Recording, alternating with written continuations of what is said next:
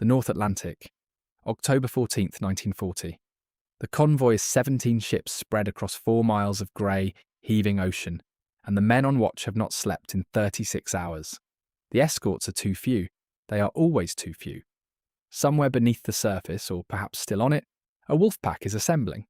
The Commodore on the lead merchantman knows the mathematics of his situation, with the cold clarity of a man who has read too many casualty reports.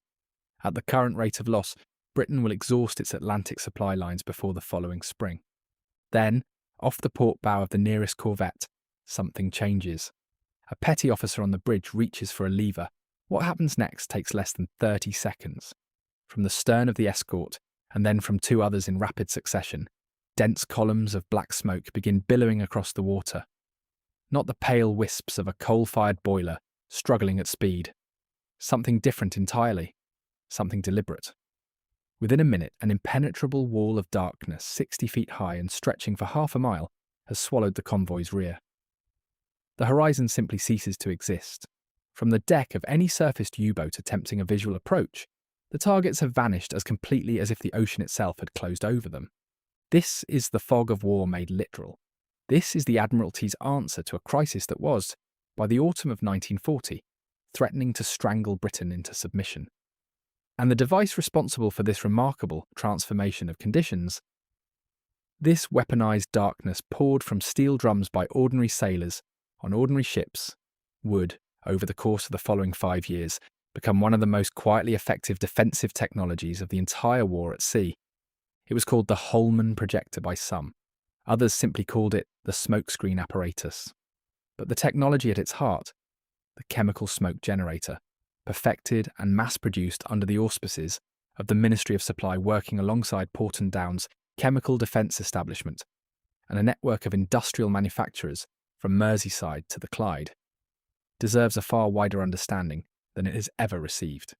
To understand why this mattered, you must first understand what the autumn of 1940 felt like from inside the Admiralty's Trade Division. The numbers were not merely alarming, they were existential. In June of that year alone, German submarines sank over 580,000 tons of Allied shipping. The total for the calendar year 1940 would reach approximately 4 million tons. Britain imported roughly 55 million tons of goods annually before the war. Food, raw materials, petroleum, armaments from the United States. The island nation's survival depended on keeping those sea lanes open, and by every statistical measure available to the planners working in the Citadel beneath Whitehall, those lanes were losing ground. The conventional responses were faltering. Convoys helped, but convoys could only travel as fast as their slowest member, and the standard convoy speed of 7 to 9 knots made for sluggish, predictable targets. Destroyer escorts were in desperately short supply. The fleet was consuming them faster than the yards could build replacements. The RAF's Coastal Command lacked the long-range aircraft necessary to cover the mid-Atlantic gap, that brutal stretch of ocean between Iceland and the Azores, where air cover was simply absent. ASDIC, the acoustic detection system better known later as sonar, worked reasonably well against submerged submarines, but required the U-boat to remain beneath the surface. In 1940 and 1941, the wolf pack tactics developed by Admiral Karl Dönitz favoured night surface attacks precisely because they nullified ASDIC entirely. The submarines came in at speed on the surface, fired from close range, and were gone before the escorts could react. What the Germans needed for a surface attack was visibility. They needed to see their target, judge the angle, calculate the lead, and fire accurately. The convoy commodore needed to take that visibility away from them.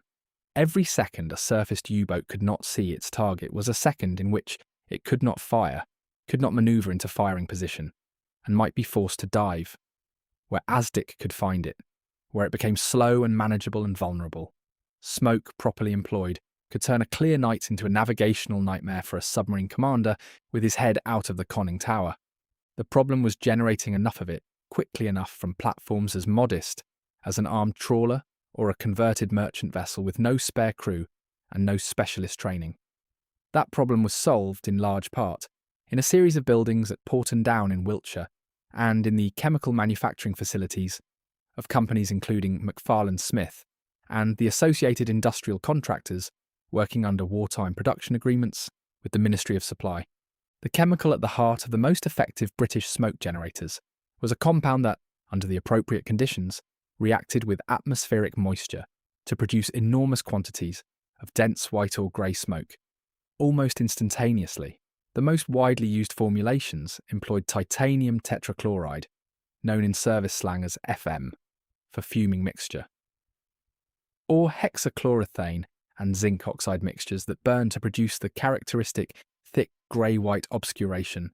A single generator canister, roughly the size and weight of a paint tin, could produce a smoke cloud dense enough to obscure a ship at 400 metres for periods of between 2 and 8 minutes depending on atmospheric conditions.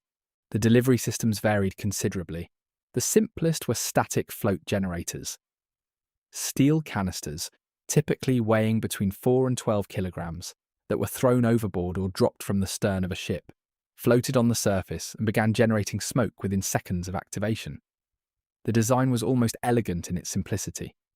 Water activated a chemical primer.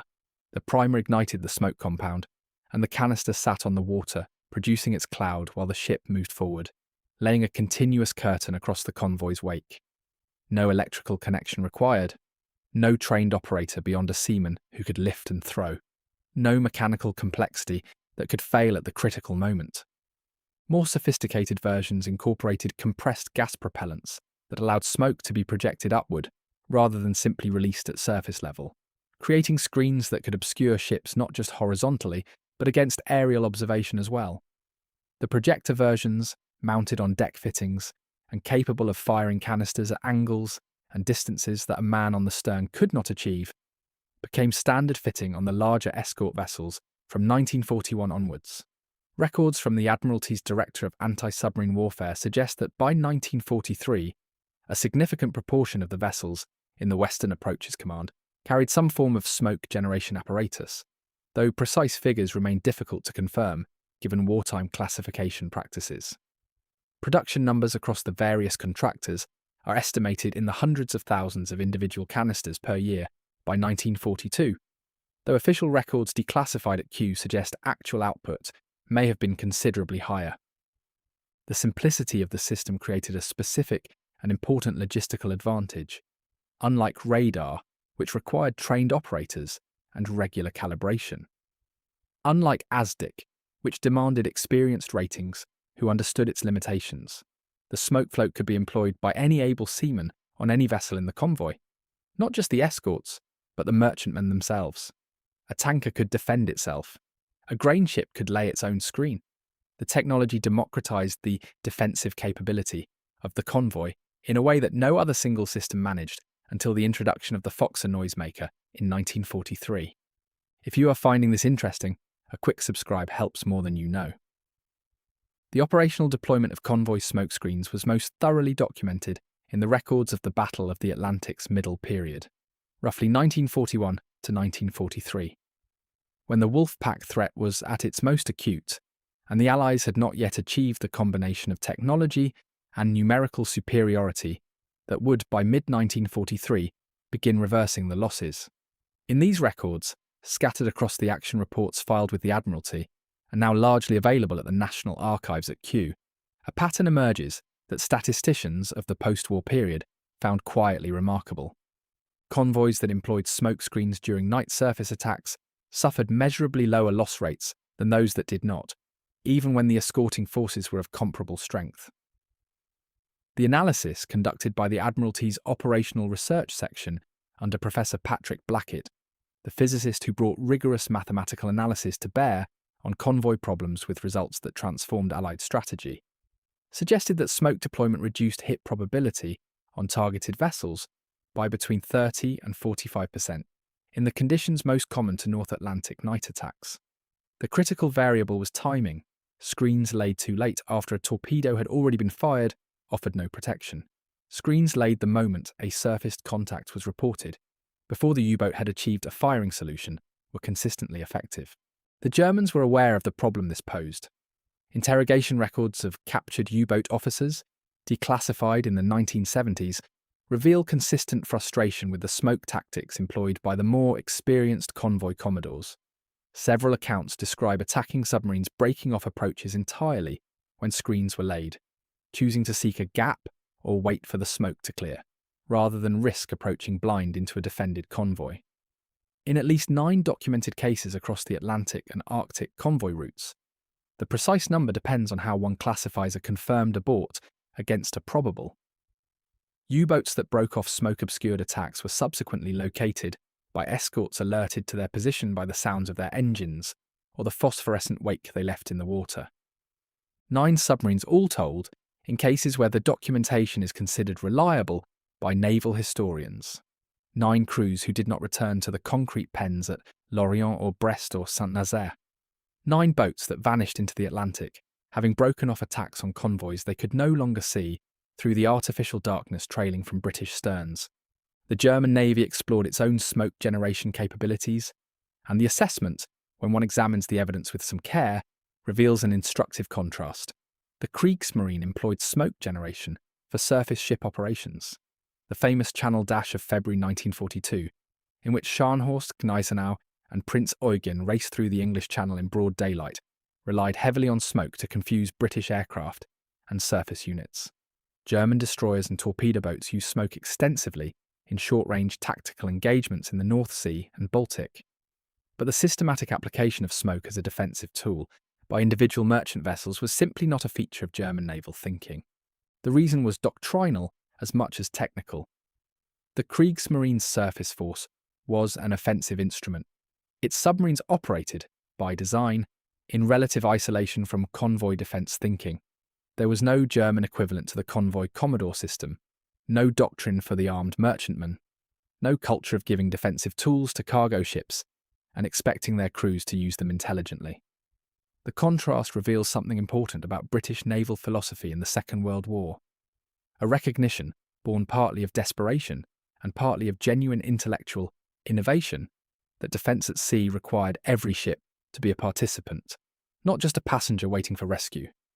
The Americans took note. The United States Navy, entering the war in December 1941 with a coastal shipping protection doctrine that was, by any honest assessment, entirely inadequate to the U-boat threat that Dönitz immediately directed towards the eastern seaboard, adopted convoy procedures and associated defensive technologies in part based on British experience. The smoke float and the projected smoke canister system were included in equipment lists issued to US-escorted convoys operating under British doctrine from 1942 onwards. The cross-pollination of tactical knowledge was never smooth or without institutional friction, but the American records from 1942 acknowledge British smokescreen procedures as a contributing element of convoy defence. The actual historical impact of convoy smokescreens sits, as so many Second World War technologies do, in an uncomfortable middle ground between the heroic and the marginal. They did not win the Battle of the Atlantic. No single technology did. What Blackett and his operational researchers understood, and what the post-war historians confirmed, was that the Atlantic victory was accumulated from dozens of incremental improvements. Better radar, longer-range aircraft, improved ASDIC, more escorts, cracked Enigma signals, hunter-killer groups, each of which reduced losses by a measurable but individually modest percentage. Smokescreens were one brick in a wall that was built, improbably, brick by brick, while the ocean tried to tear it down. Their psychological effect on U-boat commanders may, in the end, have exceeded their purely physical effect. The knowledge that a convoy might vanish behind a wall of darkness at any moment, that the careful approach work, the patient stalking across miles of ocean, might be rendered useless in 30 seconds by a seaman on a trawler's stern, introduced an element of uncertainty into wolf-pack calculations that did not exist in 1940. Uncertainty is corrosive in a profession that depends on precise geometry and exact timing. Several post-war accounts by surviving U-boat veterans specifically mention smokescreens as among the more demoralizing defensive tools they encountered, not because of what smoke did on any given night, but because of what it might do on every night. Surviving examples of the standard British smoke float generator canister can be found in several collections. The Imperial War Museum at Duxford holds a small number of examples in storage, though they are not currently on permanent display. The Scottish Maritime Museum at Irvine has one in its collection relating to the Corvette era.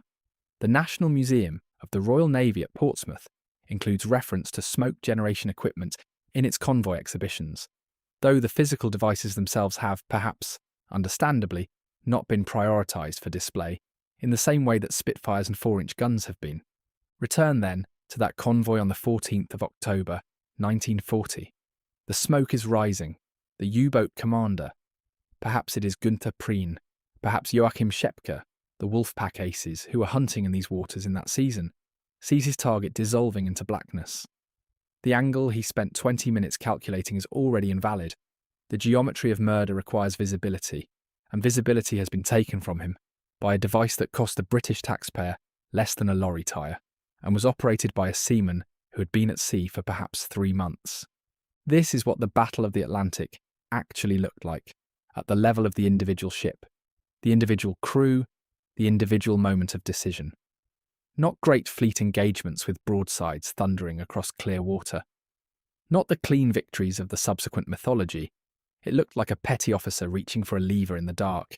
It looked like chemistry and ingenuity and the accumulated knowledge of men who understood that they were not going to win by being stronger than the enemy. They did not have the ships or the men or the time for that. But by making themselves harder to kill, one convoy at a time, one screen at a time, one 30-second wall of chemical darkness laid across the waters of the Atlantic until the mathematics finally, grudgingly, began to change. The ocean turned black. The convoys disappeared. Some of the men who had been trying to kill them went home to Germany. Others did not. 30 seconds. 45 degrees of visibility. 9 submarines. That was the arithmetic of survival.